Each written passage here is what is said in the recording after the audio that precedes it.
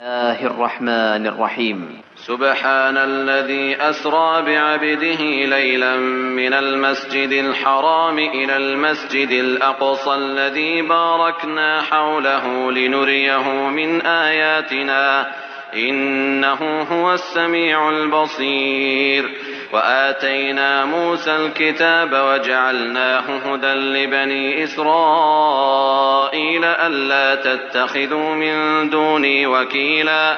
ذرية من حملنا مع نوح إنه كان عبدا شكورا وقضينا إلى بني إسرائيل في الكتاب لتفسدن في الأرض مرتين ولتعلن علوا كبيرا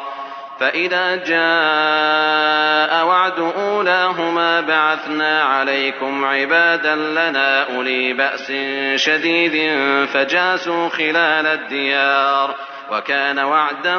مفعولا ثم رددنا لكم الكرة عليهم وأمددناكم بأموال وبنين وجعلناكم أكثر نفيرا إن أحسنتم أحسنتم لأنفسكم وإن أسأتم فلها فإذا جاء وعد الآخرة ليسوءوا وجوهكم وليدخلوا المسجد كما دخلوه أول مرة وليتبروا ما علوا تتبيرا رب اشرح لي صدري ويسر لي أمري واحلل عقدة من لساني يفقهوا قولي رب زدني علما اللهم فقهنا في الدين اللهم علمه الكتاب والحكمة رب يسر ولا تعسر وتمم لنا بالخير ربك نستعين يا فتاح يا عليم بسم اللہ الرحمن الرحیم۔ سورہ بنی اسرائیل اسے سورہ الاسراء بھی کہتے ہیں۔ جو اس کا تعارف ہے وہ یہ، اس کی جو پہلی آیت ہے اس کا نزول معراج مبارک کے واقعے کے بعد ہوا، اور اس کے بعد جو ٹھیک تاریخی یقینی طور کے اوپر جو ہے نا اس کو متعین کرنا مشکل ہے کہ کب یہ واقعہ ہوا تھا معراج کا، لیکن زیادہ تر روایات کا جو رجحان ہے وہ اس طرف ہے کہ عظیم واقعہ جو ہے نبی کریم صلی اللہ علیہ وسلم کی بعثت کے 10 سال بعد اور ہجرت سے تقریباً 3 سال پہلے پیش آیا تھا۔ اس وقت تک اسلام کی دعوت کا پیغام نہ صرف عرب کے بت پرستوں بلکہ یہودوں اور یہودیوں کے پاس، عیسائیوں کے پاس، مطلب دور دراز علاقوں تک وہ پھیل چکا تھا۔ پھر اس صورت میں جو معراج کے غیر معمولی واقعے کا حوالہ دے کر نبی کریم صلی اللہ علیہ وسلم کی رسالت کا ناقابل انکار ثبوت فراہم کر دیا گیا۔ اس کے بعد بنی اسرائیل کے واقعے کا ذکر، اور کہ کس طرح انہیں 2 مرتبہ اللہ کی نافرمانی کی سزا میں ذلت اور رسوائی اور دشمن کے ہاتھوں جو ہے وہ بربادی کا سامنا کرنا پڑا۔ پھر اسی کے ساتھ کہ مشرکین نے عرب کو سبق دیا گیا کہ وہ قرآن کریم کی مخالفت سے باز آ جائیں، اور اگر وہ ایسا نہ کریں تو ان کا انجام، مطلب وہ باز نہ آئے تو ان کا انجام بہت برا ہے۔ سابقہ قوموں کے احوال بتا کر ان کو سمجھایا گیا۔ پھر اس کے ساتھ میں اللہ رب العالمین نے قرآن کریم کے متعلق بتایا کہ اعتدال کی راہ اس کے اندر میں، یعنی یہ معتدل کتاب ہے، لوگوں کی ہدایات کے لیے اتاری گئی ہے۔ آیت نمبر 9، پھر 22 اور پھر اس کے بعد 38 آیت تک مسلمانوں کے ان کے دینی، معاشرتی، اخلاقی طرز عمل کے جو بارے میں ہے وہ ہدایات دی گئی، اور مشرکین کے نامعقول اور طرز عمل کی جو ہے وہ مذمت کی گئی جو نبی کریم صلی اللہ علیہ وسلم کے لیے وہ اختیار کرتے تھے۔ پھر ان کے اعتراضات کا جواب دیا گیا، اور مسلمانوں کو پھر اللہ رب العالمین کی ذات کے اوپر بھروسہ رکھنے کی ہدایت دی گئی، اسی کی عبادت کے لیے۔ تو اسی کے ساتھ میں جو سورۃ الاسراء ہے، اب اس پر ایک دلیل ہے کہ واقعہ یہ معراج جو جسمانی تھا یا روحانی، کچھ کہتے ہیں یہ روحانی تھا، کچھ کہتے ہیں جسمانی تھا۔ تو اس کے بعد میں دیکھیں کہ جمہور علماء جو ہیں ان کا قول ہے کہ سفر جسمانی تھا، محض روحانی جیسے خواب میں ہوتا ہے عموماً، یہ کشفی قسم کا نہ تھا، بلکہ بعض لوگ اسے روحانی بھی سمجھتے ہیں، لیکن زیادہ تر جمہور امت کا جو قول ہے وہ یہی ہے کہ یہ سفر نبی کریم صلی اللہ علیہ وسلم نے اپنے جسد کے ساتھ کیا تھا۔ اب اس پر دلیل دیتے ہیں کہ واقعے کا آغاز جو سبحان الذی سے ہو رہا ہے، تو یہ بہت پرزور الفاظ ہیں جو اللہ رب العالمین بہت کم استعمال کرتے ہیں، صرف اپنے لیے کہ پاک ہے وہ ذات، ٹھیک ہے۔ اب وہاں اللہ رب العالمین اپنی قدرت کو نمایاں طور پر اظہار کرتے ہوئے بتا رہے ہیں کہ یہ واقعہ جو ہے وہ صرف خواب نہیں تھا، میں اپنے بندے کو خود لے کر گیا تھا۔ اور جو عبد کا لفظ ہے اسرا بعبدہ ہی، جو عبد کا لفظ ہے وہ جسم اور روح دونوں کے مجموعے کا نام ہے، یعنی وہ صرف ایک جسم یا ایک روح کے لیے نہیں آتا، وہ دونوں کے مجموعے کا نام ہے۔ اور اس کا جو اطلاق ہے وہ جسم یا روح ایک کے اوپر نہیں ہوتا۔ جب ہم عبد بولتے ہیں تو اس کا مطلب ہے وہ انسان جو جسمانی طور پر ٹھیک اور اس کے ساتھ میں اس کے اندر روح بھی موجود ہو۔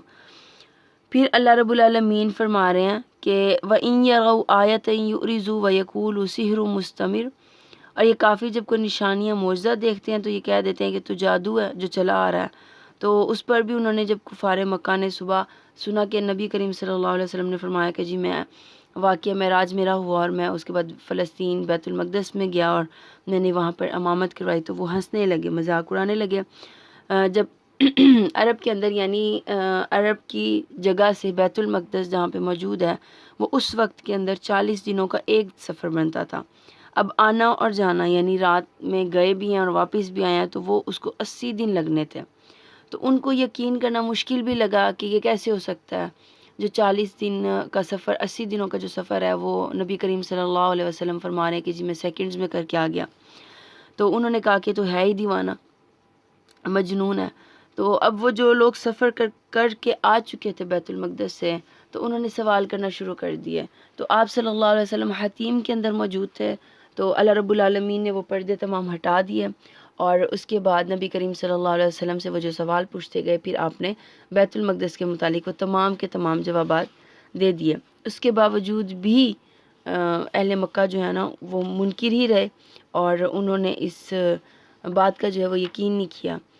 اب اسی کے اوپر کہ حضرت جبرائیل نے جب مطلب وہ آئے تھے اور نبی کریم صلی اللہ علیہ وسلم کو لے کر گئے تھے سفر کے لیے، تو جو زمینی سفر تھا وہ آپ نے حضرت جبرائیل امین کے ساتھ میں کیا، اور جو آسمانی تھا وہ حضرت جبرائیل امین کے ساتھ براق کے اوپر آپ نے سفر کیا۔ تو اللہ یہاں فرما رہے ہیں کہ پاک ہے وہ ذات جس نے ایک رات میں اپنے بندے کو مسجد الحرام سے لے کر مسجد اقصیٰ تک کی سیر کروائی، جس کے ماحول کو ہم نے برکت دے رکھی، اور اس سے غرض یہ تھی کہ ہم اپنے بندے کو اپنی بعض نشانیاں دکھائیں، بلا شبہ وہ سننے والا اور دیکھنے والا ہے۔ پھر حضرت موسیٰ کا واقعہ یہاں پر آ رہا ہے کہ ہم نے موسیٰ کو کتاب دی اور اسے بنی اسرائیل کی ہدایت کا ذریعہ بنایا، اور اس میں انہیں حکم دیا کہ میرے سوا کسی کو کارساز نہ بنائیں۔ یہ بنی اسرائیل ان لوگوں کی اولاد تھے جنہیں ہم نے نوح کے ساتھ کشتی میں سوار کیا تھا۔ بلا شبہ نوح علیہ السلام ایک شکر گزار بندے تھے۔ اس کتاب میں ہم نے بنی اسرائیل کو صاف صاف کہہ دیا تھا کہ تم زمین پر 2 بار فساد عظیم برپا کرو گے اور بڑی سرکشی دکھاؤ گے۔ پھر جب ہمارا پہلا وعدہ آ گیا تو اے بنی اسرائیل ہم نے تمہارے مقابلے میں اپنے بڑے جنگجو بندے لا کھڑے کیے جو تمہارے شہروں کے اندر گھس کر دور دور تک پھیل گئے۔ یہ اللہ کا وعدہ تھا جسے پورا ہونا ہی تھا۔ اب اس پر دیکھیں کہ حضرت نوح علیہ السلام کی اولاد زمین پر تمام کے تمام منکرین جو تھے، منکرین رحمان ختم ہو گئے۔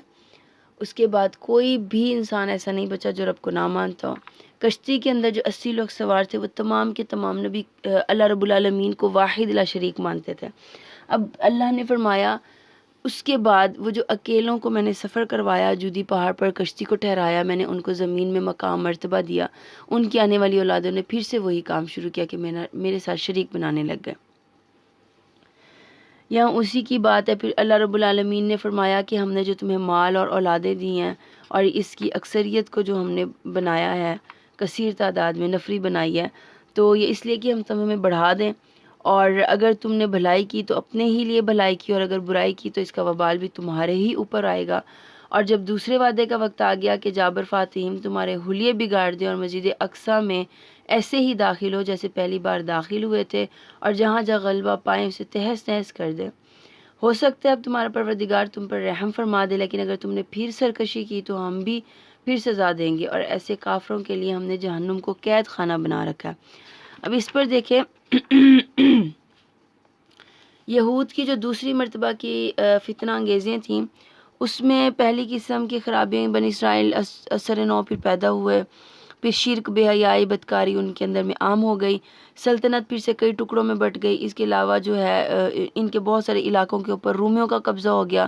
مگر یہود نے اصلاح کے حوال کے بجائے پھر بغاوت جو ہے نا اس کا راستہ اختیار کیا۔ تو کہتے ہیں 170 میں رومی بادشاہ جو کیتوس آیا تھا اس نے یروشلم فتح کیا اور تمام علاقے کو تہس نہس کر دیا۔ قتل عام میں جو ہے وہ تقریباً 1,33,000 آدمی جو ہیں یعنی یہودی جو ہیں وہ مارے گئے تھے، کافی سارے قید بھی ہوئے تھے۔ پھر ان کی جو خوبصورت لڑکیاں تھیں ان کو فاتحین کے لیے چن لیا گیا تھا، اور ہیکل سلیمانی کا یعنی یروشلم کا جو حلیہ تھا وہ بالکل ہی بگاڑ دیا گیا تھا۔ اس کے بعد اللہ رب العالمین نے فلسطین سے یہودیوں کا اثر جو ہے اقتدار اس کو ختم کر دیا، انہیں پھر کبھی سر اٹھانے کی ضرورت نہیں ہوئی تھی۔ اور یہ دوسری مرتبہ تھا کہ اللہ رب العالمین نے ان کو اتنی بڑی سزا دی تھی، اور یہ کیوں تھا؟ اللہ کی نافرمانی، اور یہ آج تک اس جگہ کے لیے لڑائی کر رہے ہیں اور اسی جگہ کے لیے یہ اپنی تگدو اور اپنی کوششیں کر رہے ہیں۔ پھر اس پر دیکھیں یہاں سے بھی نکل کر اللہ رب العالمین نے جب کلام پیش کیا، یہ نبی کریم صلی اللہ علیہ وسلم کو پہچانتے تھے اپنی کتابوں کے اندر میں، ان کے راہب علماء جو ہیں وہ جانتے تھے کہ نبی مبعوث کیا جائے گا، عرب میں ہی کیا جائے گا، لیکن ان کو یہ پتہ نہیں تھا کہ وہ بنی اسماعیل میں سے ہوگا۔ تو ان کی ضد اور دشمنی کی بنا پر یہ قرآن جس کو بہتر کلام کیا گیا ہے اسے یہ سنتے نہیں تھے اور اعراض برتتے تھے۔ پھر اس کے ساتھ اللہ رب العالمین ہمیں حکم دے رہے ہیں کہ رات کا ذکر کریں پہلے، پھر اس کے بعد جو شام سے اگلی شام تک کا ہے ایک رات کا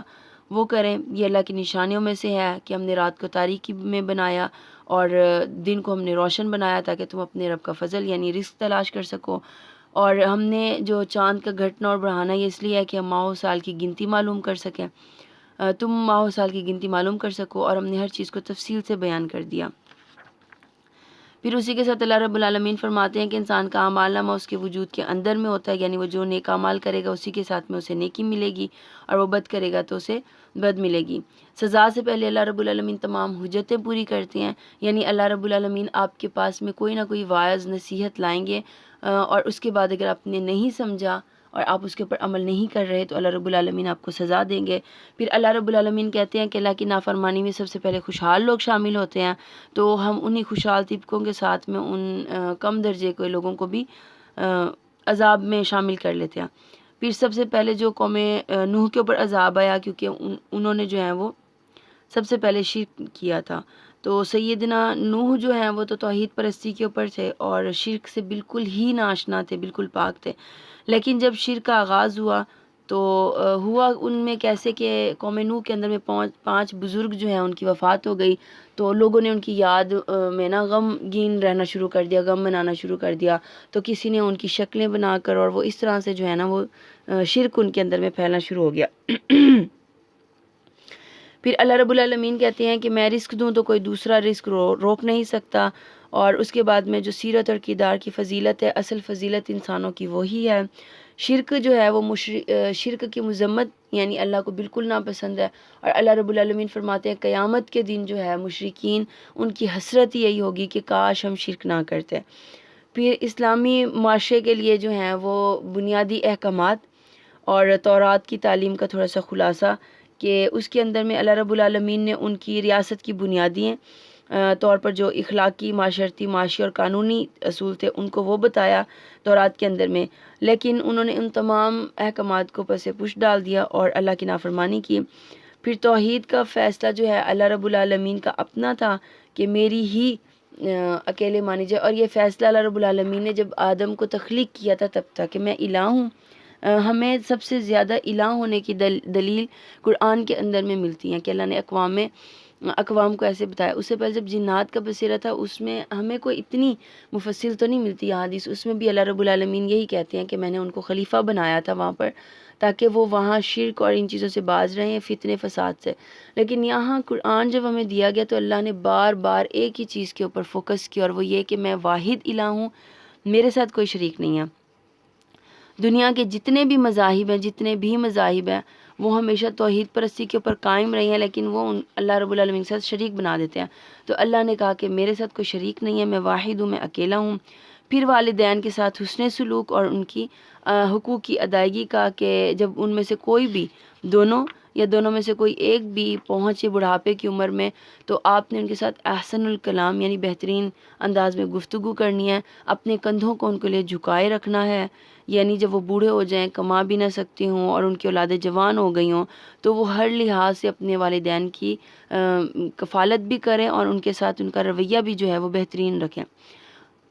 پیچھے جب ہم نے پڑھا ارذل العمر تو وہ اس عمر میں نا عموماً چڑچڑاپن اور انسان کی یادداشت کمزور ہو جاتی ہے تو وہ بار بار چیزوں کو دہراتا ہے،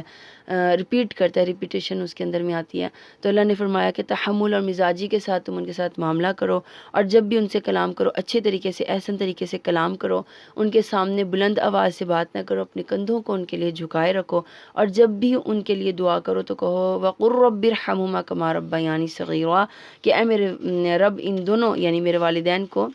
ان کے اوپر رحم فرما جیسا کہ انہوں نے مجھے بچپن میں پالا تھا۔ پھر اس کے ساتھ میں دیکھیں اللہ رب العالمین فرما رہے ہیں کہ جو اسراف اور تبذیر ہے یعنی اسراف حد سے بڑھنا، اس سے باز رہ جائیں، کھانے پینے، لباس، ان چیزوں میں فضول زیادہ خرچ نہ کریں، اور تبریز جو ہے نا جیسے اس میں فخر، ریا اور نمود و نمائش، فسق، فجور، ان کاموں سے یہ بھی نہ کریں۔ فسق سے زیادہ برا کام ہے یہ تبذیر جو ہوتی ہے، یہ فسق سے بھی زیادہ کام برا ہے، اور اللہ رب العالمین ایسے لوگوں کو شیطان کا بھائی قرار دیتا ہے۔ تو اس میں سے دیکھیں کہ اللہ رب العالمین فرماتے ہیں خرچ کرنے میں اعتدال رکھو، یعنی درمیانی راہ رکھو، اللہ کی راہ میں زیادہ سے زیادہ صدقات دو، خرچ کرو کہ وہی دوہرا اجر دے گا اور اسی کو تمہیں دگنا کر کے تمہارے پاس مال کو واپس لے آئے گا۔ پھر دولت مندوں کو حکم دیا کہ اپنے مال میں سے زکوٰۃ ادا کریں۔ اب زکوٰۃ کی وجہ کیا ہے؟ تاکہ جو کم سرمایہ دار، جو غریب ہیں، ان تک بآسانی ضروریات زندگی پہنچ سکے اور وہ اپنی زندگی جو ہے وہ اچھے طریقے سے گزار سکیں۔ اگر یہی ہمارے معاشرے کے اندر میں چلنا شروع ہو جائے کہ تمام جو ہمارے امیر لوگ ہیں وہ اپنی زکوٰۃ کی صحیح وقت کے اوپر ان کو نکالیں، ان کی ادائیگی کریں، اور ادائیگی چلیں وہ اب خود اپنے ہاتھوں سے کریں اور ان فیملیز کو کریں جو واقعتاً ضرورت مند ہے، تو معاشرے میں بہت امن پھیل جائے گا۔ پھر اللہ رب العالمین کہتے ہیں مفلسی کے ڈر سے اپنی اولادوں کو قتل مت کرو، یعنی جو رب تمہیں رزق دے سکتا ہے وہ ان کو بھی دے سکتا ہے، اور زنا کے راستوں کے قریب مت جاؤ کہ اللہ نے اسے منع فرمایا ہوا ہے، اور یہ برا راستہ ہے، اس کی بہت ساری قباحتیں ہیں۔ پہلی یہ کہ جب زنا سے پیدا ہوتا ہے بچہ تو اس کا حسب نسب جو ہے وہ مشکوک ہو جاتا ہے، پھر اس سے ولد الزنا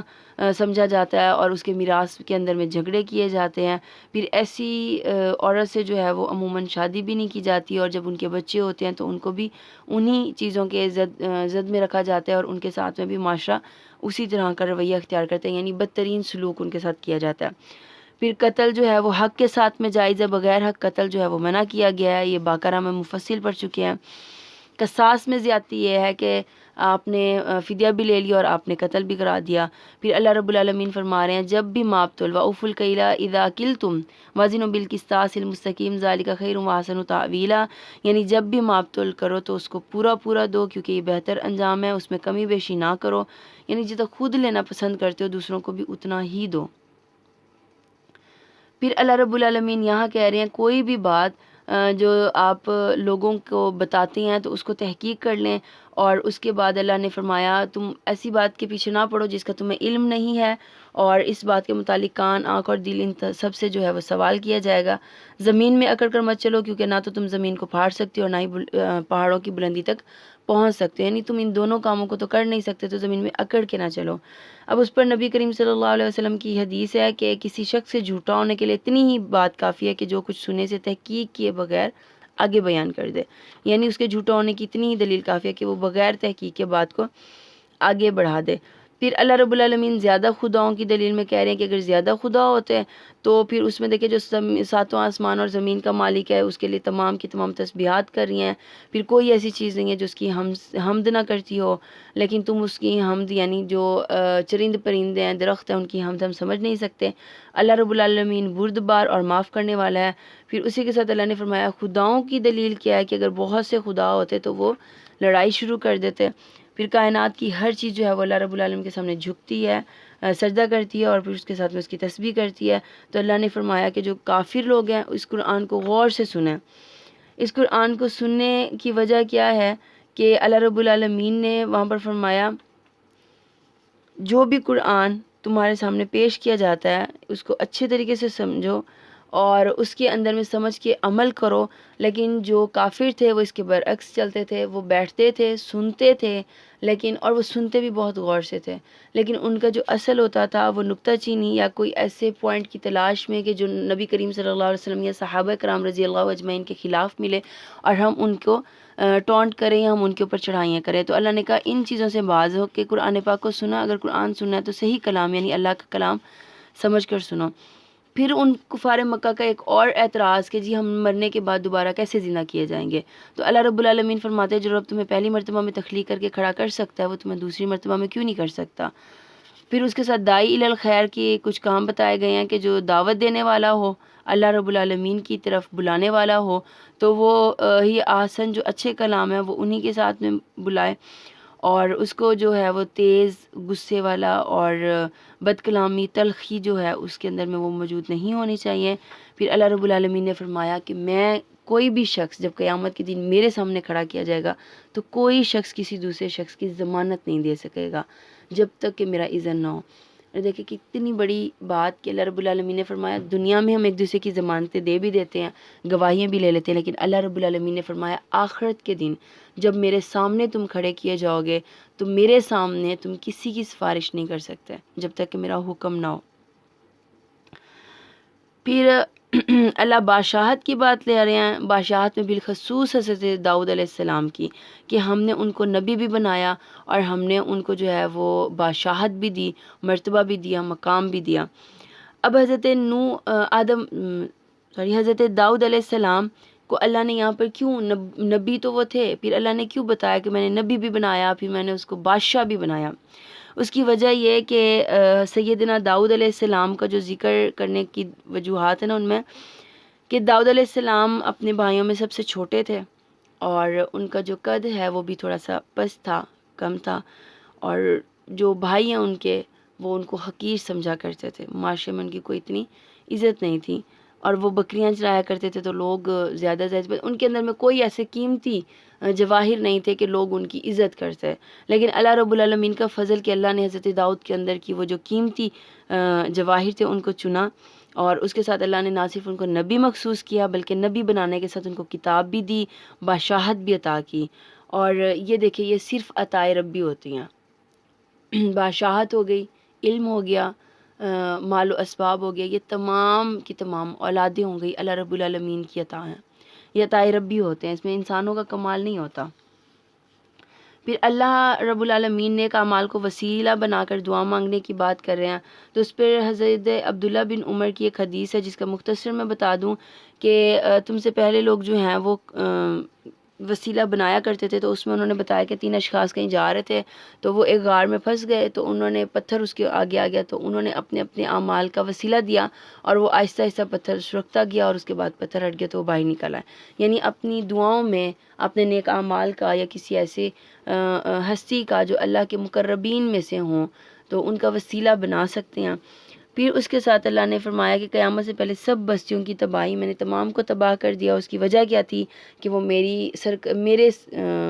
نافرمانی کرتے تھے اور سرکشی پہ اتر آئے تھے، یعنی تکبر کرنے لگ گئے تھے، دنیا میں خود کو بڑا سمجھنے لگ گئے تھے. پھر معجزات دکھانے کی اصل وجہ اللہ کا یہ تھا کہ اللہ کہتے ہیں کہ میرا خوف ہو انسان کو، معجزہ میں اس لیے دکھاتا ہوں. اور اس کے ساتھ جو قوم سمود کے حالات بارہا آئے ہیں، اتنی اچھی خاصی قوت والی قومیں تھیں، لیکن اللہ نے فرمایا میں نے ان کو جڑ سے ہی اکھاڑ دیا، ان کو تہس نہس کر دیا. پھر جو ملعون درخت ہے اس کی بات یہاں پر آ رہی ہے، الشجرۃ الملعونۃ فی القرآن، جو قرآن کریم کے اندر میں جو شجر ہے ملعون جسے کہا گیا ہے وہ جہنم کی تہہ سے جو ہے تھور کا درخت وہ اگے گا اور یہی اہل جہنم کا کھانا ہوگا، جس کے علاوہ انہیں کوئی بھی اور چیز کھانے کو نہ ملے گی. یعنی یہ جو تھور کا درخت ہے اس کی بات ہو رہی ہے کہ کافروں کے لیے یہی ان کا کھانا ہوگا. پھر شیطان کی آواز کہ وَاسْتَفْزِزْ مَنِ اسْتَطَعْتَ مِنْهُمْ بِصَوْتِكَ وَأَجْلِبْ عَلَيْهِمْ بِخَيْلِكَ وَرَجْلِكَ وَشَارِكْهُمْ فِي الْأَمْوَالِ وَالْأَوْلَادِ کہ شیطان کی آواز سے مراد کیا ہے؟ وہ ایک پکار ہے جو اسے اللہ کی نافرمانی کے اوپر اکساتی ہے، یعنی ایک غیب کی آواز ہے جو اللہ کی نافرمانی پر بندوں کی اکساتی ہے. اور یہ آواز عموماً شیطانوں کے چیلوں یا ان کے جو پیروکار ہیں ان کی طرف سے آتی ہے۔ پھر شیطانی آواز میں ہر قسم کی گالم گلوچ، لڑائی جھگڑا، گانا بجانا، موسیقی، راگ رنگ اور اس کی طرح طرب و نشاط کی محفلیں، یعنی جو انسان کو اللہ رب العالمین سے غافل رکھتی ہیں نا، یہ ان کی طرف ہوتی ہیں جو اصل کی فطرت کے اوپر پردہ ڈال دیتی ہیں، ٹھیک ہے۔ تو یہ وہ اپنی جماعت کے ساتھ وہ ہر طرح سے انسان کو جو ہے گھبراہٹ میں، اپنے پیادے بھی اپنے اللہ رب العالمین فرماتا ہے کہ تم آؤ ہر سمت سے میرے بندوں کے اوپر آؤ، جو میرے خالص ہیں وہ تمہاری راہ کی طرف نہیں آئیں گے، وہ صرف میرے ہی بنے رہیں گے۔ پھر شیطان کا دوسرا وار کیا ہے کہ وہ آپ کی اولاد کو شراکت میں کھڑا کر دیتا ہے، یعنی اللہ کے شریک میں آپ کی اولادوں کو کھڑا کر دے گا۔ اللہ نے اشرف المخلوقات جو ہے وہ ہمیں کہا اور فضیلت دی، تکریم دی کہ اللہ نے احسن جو ہے تقویم کے اوپر ہمیں کھڑا کیا، توازن، اعتدال۔ اس کے ساتھ میں دیکھیں کہ اللہ رب العالمین نے فرمایا میں نے کسی بھی نفس کو بغیر مقصد کے پیدا نہیں کیا، ہر نفس جو دنیا میں آیا ہے اس کا ایک نہ ایک مقصد ہے۔ پھر اللہ کہہ رہے ہیں کہ جو ہجرت کے ساتھ کفار مکہ کا جو زوال تھا وہ شروع ہو گیا تھا، جیسے نبی کریم صلی اللہ علیہ وسلم نے ہجرت کی تو وہاں سے کفار مکہ کا زوال شروع ہو گیا، مدینہ کے اندر میں آ کے ریاست مدینہ قائم کی گئی اور مسلمانوں کو فروغ ملا، فتوحات ہوئیں، جنگیں ہوئیں، تو اللہ نے کہا کہ وہاں سے کفار کو زوال آنا شروع ہو گیا۔ اقم الصلاۃ لدلوک الشمس الی غسق اللیل وقرآن الفجر ان قرآن الفجر کان مشہودا۔ مشہود جو ہے نا وہ بحیثیت گواہی ہے کہ جو فجر کا قرآن ہے جو آپ پڑھتے ہیں تو وہ گواہی ہے اللہ رب العالمین کے نزدیک۔ اللہ اس دن اس وقت میں پڑھے جانے والے قرآن کو ہمارے حق میں گواہی کے طور پر سامنے لے کر آئیں گے۔ پھر اسی کے ساتھ میں دیکھیے کہ نمازوں کے وقت مقرر کیے گئے، پھر نماز فجر کو جو ہے افضل ترین رکھا گیا، جس میں نبی کریم صلی اللہ علیہ وسلم نے فرمایا مجھے یہ دو سنتیں یعنی فجر کی جو دو سنتیں ہیں وہ دنیا و مافیہ سے زیادہ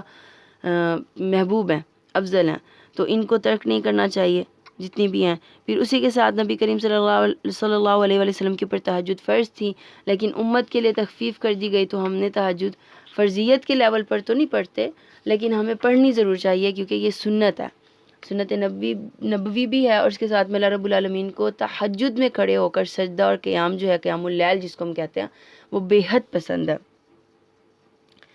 پھر اس کے ساتھ میں اللہ رب العالمین نے فرمایا کوئی الہ نہیں ہے، شفا میں دے سکتا ہوں، ہر چیز میں دے سکتا ہوں، اور جو بھی یہ میں نے کلام دیا وہ صدق تھا، سچا تھا۔ پھر کہہ رہے ہیں وَقُلْ جَاءَ الْحَقُّ وَزَهَقَ الْبَاطِلُ إِنَّ الْبَاطِلَ كَانَ زَهُوقًا۔ یہ عبداللہ بن مسعود فرماتے ہیں کہ جب مکہ فتح ہوا تھا تو آپ بیت اللہ کے اندر میں جب داخل ہوئے، مکہ میں داخل ہوئے تھے، تو اس وقت کوئی کعبہ کے ارد گرد میں 360 کے قریب بت نصب تھے، تو آپ صلی اللہ علیہ وسلم کے ہاتھ میں ایک چھڑی تھی، تو آپ ان سے بتوں کو جو ہے وہ ٹھوکر مارتے، گراتے جاتے اور ساتھ میں یہی آیت پڑھتے جاتے تھے وَقُلْ جَاءَ الْحَقُّ وَزَهَقَ الْبَاطِلُ إِنَّ الْبَاطِلَ كَانَ زَهُوقًا، کہ بے شک حق آگے اور باطل بھاگ کھڑا ہوا، اور باطل تو ہے ہی بھاگنے والا۔ پھر اللہ نے فرمایا جو بھی میں نے قرآن کریم کے اندر میں نازل فرمایا وہ مومنین کے لیے تھا، مسلمانوں کے لیے تھا۔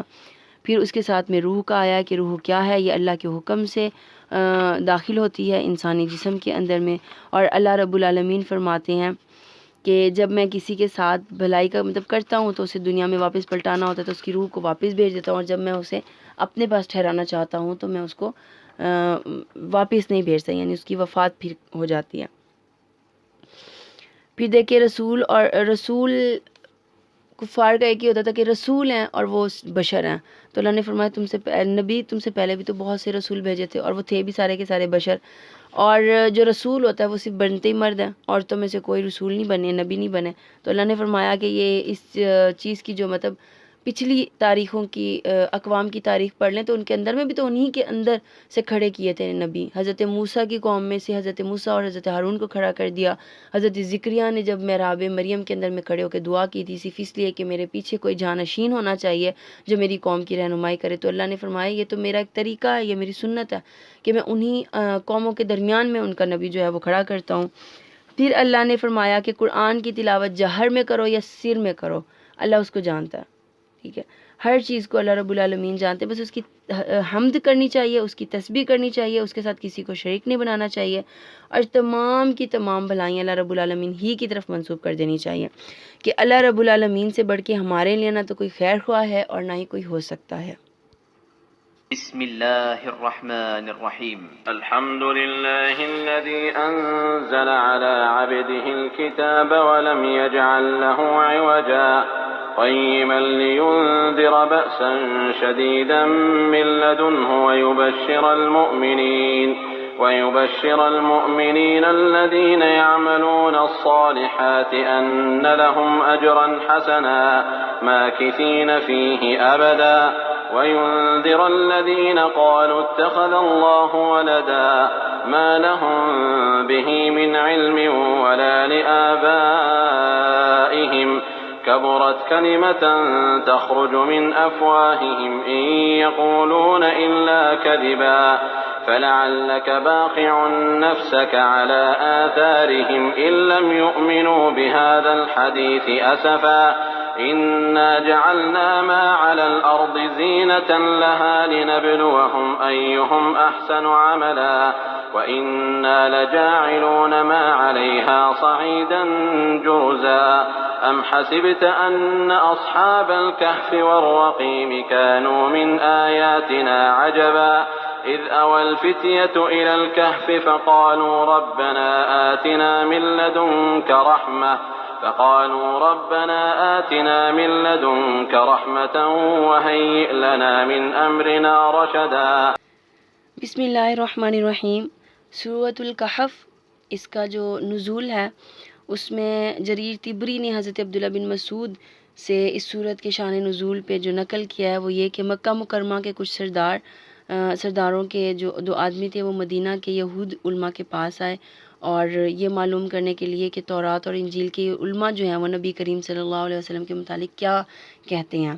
تو یہودی علماء نے ان سے کہا کہ اگر تو آپ حضرت محمد صلی اللہ علیہ وسلم سے 3 سوالات کیجئے، اگر وہ ان کا صحیح جواب دے دے تو سمجھ لینا چاہیے کہ وہ واقعی اللہ تعالیٰ کے نبی ہیں، اور اگر وہ اس کا جواب نہ دے سکیں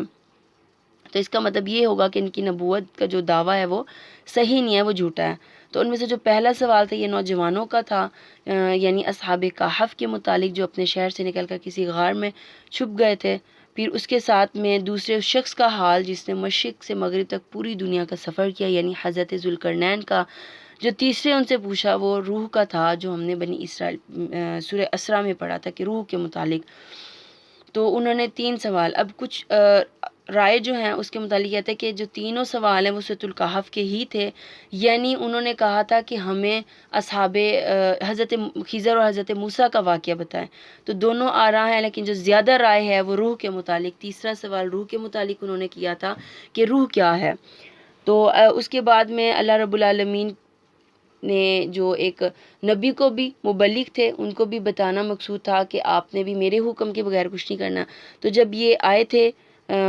یہود کے علماء سے پوچھ کر سوال اور نبی کریم صلی اللہ علیہ وسلم کے پاس، تو اللہ کے نبی نے ان سے کہا تھا کہ میں آپ کو اس چیز کا کل بتاؤں گا۔ تو وہی تھوڑی سی مؤخر ہو گئی تھی۔ تو اس کے بعد اللہ نے فرمایا کہ اے نبی جب بھی آپ کوئی بات کہیں تو آپ کو انشاءاللہ کہنا چاہیے، اللہ کا حکم ہوگا انشاءاللہ العزیز تو میں آپ کو وہ بات صحیح سے بتا دوں گا۔ پھر اس کے بعد اللہ نے جو سٹارٹ لیا وہ الحمدللہ الذی انزل علی عبدہ الکتاب ولم یجعل لہ عوجا۔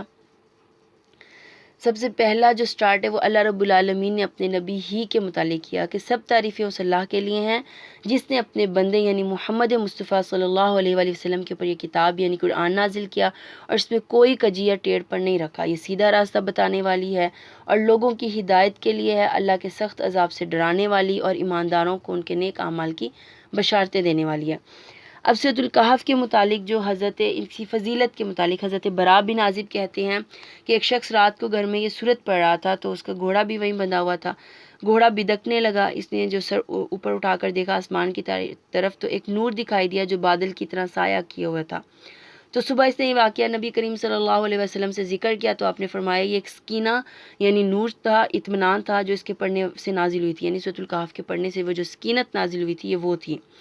سیدنا ابو درداء کہتے ہیں کہ رسول اللہ صلی اللہ علیہ وسلم نے فرمایا جو شخص اس سورت کی ابتدائی 3 آیات پڑھتا رہے وہ فتنہ دجال سے محفوظ رہے گا۔ حضرت ابو سعید خدری کی جو روایت ہے اس کے اندر میں نبی کریم صلی اللہ علیہ وسلم نے فرمایا جو اس شخص کو جمعہ کے دن سورۃ کہف پڑھے، یعنی جو شخص اس سورت کو جمعہ کے دن پڑھے تو 2 جمعوں کے درمیان اس کے لیے نور روشن ہو جاتا ہے، اور یہ مشکات کے اندر جو ہے وہ دعوت الکبیر، بہقی میں بھی دعوت الکبیر میں آئی ہے، اور مشکات میں کتاب فضائل القرآن کے اندر میں حدیث موجود ہے۔ یعنی اس پر دیکھیں کہ اگر کوئی سورۃ الکہف ایک مرتبہ پڑھتا ہے تو اللہ رب العالمین اسے ایک جمعے سے دوسرے جمعے تک نور کے اندر میں، اس کے سایوں کے اندر میں رکھتا ہے۔ پھر اللہ نے قرآن سابقہ کتابوں کے لیے معیار بتایا کہ یہی معیار ہے، اب پچھلی جو کتابیں تھیں ان کے احکامات کو نہیں مانا جائے گا، اب جتنی بھی ہیں وہ یہی کتاب انہی کتابوں کے حساب سے۔ پچھلی شریعت ختم ہو گئی، پچھلی کتابوں کے احکامات ختم ہو گئے، اب ہمارے پاس شریعت محمدیہ ہے، ہمارے پاس قرآن ہے، اس کے حکم ہیں، ہم نے جو بھی فیصلے کرنے ہیں پھر ہم نے اسی کے ساتھ میں کرنی ہے، پچھلی کتابوں کو ہم نے احکامات میں نہیں لے کے آنا۔ اللہ کی اولاد قرار دینے والے فرقے عیسائی جو ہیں وہ سیدنا عیسیٰ علیہ السلام کو جو ہے اللہ رب العالمین کا بیٹا مانتے تھے، جو یہود ہیں وہ حضرت عزیر کو مانتے تھے، تو اللہ نے فرمایا کہ اللہ رب العالمین خود ان تمام چیزوں سے پاک ہے، اس کے لیے کوئی بھی بیٹا نہیں ہے۔ وَيُنذِرَ الَّذِينَ قَالُوا اتَّخَذَ اللَّهُ وَلَدًا، کہ اللہ رب العالمین کے لیے وَيُنذِرَ الَّذِينَ، کیا وہ ڈرتے نہیں ہیں؟ کتنی سخت بات ہے جو انہوں نے اپنے منہوں سے نکالی، اور وہ کیا ہے کہ اللہ نے بیٹا بنا لیا۔ اللہ کہہ رہے ہیں اس کے لیے کوئی بھی ایسا جو جھوٹ ہے وہ زیب ہی نہیں دیتا کہ اس کے ساتھ میں جوڑا جائے، یہ اللہ کے شایان شان ہی نہیں ہے۔ پھر اللہ نے فرمایا عیسیٰ کو جو ہے وہ میں نے خود پیدا کیا، اور قریش کے جو تین تاریخی سوال تھے پھر اس کا آگے سے شروع ہو رہا ہے کہ وہ اصحاب کہف، ہوا یہ تھا کہ بادشاہ دقیانوس جو روم کا تھا اس کی حکومت اور وہ جب شروع ہوئی تھی، اور وہ خود جو ہے وہ بت پرست تھا، مشرک تھا، عیسائیوں پہ ظلم و ستم کرتا تھا، اور بہت اس کی عہد خلافت اس کی جو گئی تھی بادشاہت وہ بہت بدترین تھی۔ تو وہاں پر اس نے تمام کے تمام کو کہا جی میری بات مانی جائے اور میری عبادت میں۔ تو یہ کچھ نوجوان تھے، گنتی سے ہی معلوم نہیں ہے، اللہ رب العالمین فرماتے ہیں اس کی گنتی کو چھوڑ دو، یہ دیکھو کہ میں نے ان کو واقعہ عبرت بنا کے لوگوں کے سامنے پیش کر دیا۔ تو وہ نوجوان اپنے ایمان کو بچانے کے لیے غار میں چلے گئے، غار میں گئے تو اللہ رب العالمین نے انہیں کئی سال تک سلا دیا۔ پھر اس کے بعد اللہ نے انہیں کھڑا کیا، کھڑا کرنے کا مقصد یہ تھا کہ وہ صحیح سے اپنے سونے کی تعداد یعنی ان ایام کو پورا کر دیں۔ تو کچھ نے کہا کہ ہم بعض دن سوئے، کچھ نے کہا ایک دن سوئے ہیں۔ پھر اس کے بعد جب ان کو طلب ہوئی، جسمانی ایک ضرورت نیڈ تھی، بھوک، تو پھر اس کے بعد انہوں نے سکے دیے اور ان کو نصیحت کر کے ایک شخص کو بھیجا کہ جی جاؤ اور جا کر باہر سے کچھ لے کر آؤ، لیکن اپنے متعلق کسی کو بتانا نہیں۔ جب وہ باہر گیا اس نے وہ سکے دیے تو وہ سکے بہت سو سال پرانے تھے، تو وہاں سے ان کو شک ہوا۔ تاریخ کے اندر میں کچھ چند نوجوانوں کا واقعہ وہ سنتے آ رہے تھے، تو اس شک کی بنا پر انہوں نے ان کے پیچھے آئے، اصحاب کہف کے مطلب جو کہف والے تھے ان کے پاس، اور اس کے ساتھ میں انہوں نے ان سے پوچھا کہ آپ کہاں، تو واقعہ بتایا کہ نہیں وہ بادشاہ تو بہت عرصہ پہلے ختم ہو گیا، اور اس کے بعد انہوں نے کہا کہ ہم تو اپنے ایمان کو بچانے کے لیے، اور ہمیں نہیں پتہ، ہم تو یہاں پہ تھے۔ تو اس کے بعد اللہ نے ان کو فوت کر دیا، وفات دے دی۔ اللہ کا جو مقصد تھا نا اس تمام واقعے کا وہ یہ تھا کہ میں موت کے بعد تمہیں دوبارہ زندہ کروں گا، بعثت، تمہاری دوبارہ سے زندگی ہوگی، اور یہ ایسے ہی میرے لیے آسان ہے جیسے میں نے اصحاب کہف کو کئی سو سال سلانے کے بعد میں زندہ کر دیا۔ اللہ کہتی ہیں وہ 3 نوجوان تھے، چوتھا کتا تھا، وہ 5 تھے، چھٹا کتا تھا، کچھ کہتی ہیں وہ 6 تھے، 7واں کتا تھا۔ اللہ نے کہا ان کی جو گنتی ہے وہ صرف مجھے معلوم ہے، میں ان کی ٹھیک ٹھیک گنتی جانتا ہوں، تم ان چیزوں کو چھوڑ دو۔ پھر اس کے بعد میں ان کے اوپر جھگڑا ہوا، کسی نے کہا مسجد بنا دیں، کسی نے کہا مقبرہ بنا دیں یعنی قبور بنا دیں۔ تو اس پر ہے کہ جیسے حضرت عائشہ کی حدیث، قبروں کو مقبرہ بنانے سے منع کیا گیا، اسی میں حضرت عائشہ کی حدیث ہے کہ نبی کریم صلی اللہ علیہ وسلم نے فرمایا، یعنی اپنی اس مرض میں جسے وہ تندرست ہو کر نہیں اٹھے تھے اپنی وفات سے پہلے، یہود پر اللہ کی لعنت کہ انہوں نے اپنے نبیوں کی قبروں کو مسجدیں اور صدقہ بنا لیا۔ تو سیدہ عائشہ فرماتی ہیں کہ اگر مجھے یہ خدشہ نہ ہوتا کہ لوگ آپ کی قبر کو صدقہ بنا لیں گے تو آپ سلم کی قبر کے اوپر جو مرجع خاص اور عام بنا دیتی، یعنی ہر ایک خاص و عام کو وہاں پر آنے جانے کی اجازت دے دیتی، لیکن ایسا نہیں ہوا۔ ابھی بھی دیکھیں کہ جب نبی کریم صلی اللہ علیہ وسلم کے روضہ مبارک پر جاتے ہیں تو ہمیں قریب نہیں جانے دیتے، ہاتھ اٹھا کر وہاں پر دعا بھی نہیں کرنے دیتے، اور جھالیوں کو لپٹ کر، جیسے نارمل ایک چیز ہے ان کا، وہ اسی احادیث کے اوپر میں عمل کرتے ہیں کہ مقبرے نہیں ہیں، انبیاء بھی ہیں، کیونکہ یہود نے اپنے نبیوں کی قبروں کو مقبرہ بنا دیا تھا، عبادت گاہیں بنا لی تھی سجدہ کرنے کی جگہ۔ اب جب نبی کریم صلی اللہ علیہ وسلم آئے ہی واحد لا شریک کے لیے تھے تو وہ اپنی قبر مبارک کو بھی ان تمام چیزوں سے مبرہ کر کے ہی جا سکتے تھے، انہوں نے وہ کیا بھی تھا۔ سن لو، تم سے پہلے لوگوں نے اپنے نبیوں اور بزرگوں کی قبروں کو سجدہ گاہ بنا لیا تھا، خبردار تم قبروں کو سجدہ گاہ نہ بنانا، میں تمہیں اس سے منع کرتا ہوں۔ یہ حضور پاک صلی اللہ علیہ وسلم کی حدیث ہے جو مسلم کی کتاب الصلاح میں آئی ہے، اور یہ حضرت جندب کی روایت ہے۔ اللہ رب العالمین نے فرمایا، حضرت ابو سعید خدری کی روایت، کہ رسول اللہ صلی اللہ علیہ وسلم نے فرمایا تمام روئے زمین میں نماز کے قابل ہے سوائے قبرستان اور حمام کے، یعنی ان دو کے اوپر آپ نے جا کے سجدہ نہیں کرنا۔ سجدے سے مراد کیا ہوتی ہے؟ عاجزی اختیار کرنا، جھکنا، اور صرف وہ حق اللہ رب العالمین کا ہے کہ ہم ان کے سامنے جھکتے ہیں، اور جھکنا بھی ایسا ہوتا ہے کہ آپ کی ناک اور آپ کی پیشانی ان کے سامنے بالکل ہی بیٹھ جائے، رگڑ میں آ جائے وہ۔ یہ ہوتی ہے کہ ہم کچھ نہیں ہیں۔ جب ہم تکبیر کہتے ہیں تو ہمارا مقصد یہ ہوتا ہے اللہ اکبر، ہاتھوں کو سیدھا رکھنا اور سامنے کی جانب ان کی ہتھیلیوں کا صاف ہونا، اس چیز کی علامت ہے اللہ رب العالمین ہم خالی ہیں، ہمارے پاس کچھ بھی نہیں ہے۔ لیکن جتنا بھی مال، اسباب، دولت، اولادیں جو بھی ہے وہ دنیا میں ہی رہ کے جانی ہے، اور اللہ کے پاس ہم نے خالی ہاتھ کھڑے ہونا، سوائے اعمال کے اور کچھ بھی ہمارے پاس نہیں ہونا۔ تو یہاں پر بھی دیکھیں کہ ہم ان چیزوں سے باز آ جائیں جس کے متعلق اللہ نے خود منع فرمایا۔ بہت سارے لوگ جو ہیں وہ قبور پر جاتے نہیں ہیں، ان کی سجدہ نہیں بناتے، لیکن وہ ان قبور والوں سے ہی طلب کرتے ہیں، ان کے وسائل، ان کے وسیلے دیتے ہیں، دینے والی ذات وہی ہیں، اللہ سے اسباب وہی ہیں قریب کرنے کے۔ تو اللہ بارہا مقام پہ کہہ رہی ہیں آپ ڈائریکٹ مجھ سے آ کے مانگیں، میں آپ کو عطا کروں گا۔ یعنی اللہ کو بندوں کا درمیان میں لانا پسند نہیں ہوتا۔ اللہ کہتے ہیں مجھ سے خود آ کے، میری مخلوق ہے، میں نے بنایا آپ کو، تو آپ ڈائریکٹ آ کے مجھ سے طلب کریں۔ پھر اسی کے بعد میں اللہ نے حضرت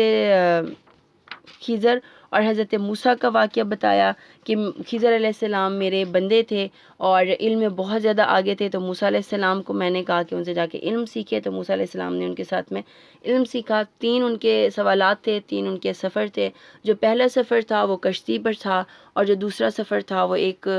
بچوں کے جو کھیلنے کے میدان تھا وہاں پر، اور جو تیسرا تھا ان کا وہ ایک وادی کے اندر، یعنی ایک گاؤں قصبہ جو ہے اس کے اندر میں تھا۔ اب اس پر حضرت خضر نے پہلے ہی حضرت موسیٰ کو تنبیہ کر دی کہ آپ میرے ساتھ اس سفر میں صبر نہیں کر پائیں گے۔ حضرت خضر نے کہا نہیں، حضرت موسیٰ نے کہا میں کر لوں گا۔ حضرت خضر نے کہا آپ میرے ساتھ اس سفر میں صبر نہیں کریں گے، تو اب وہ چل پڑے۔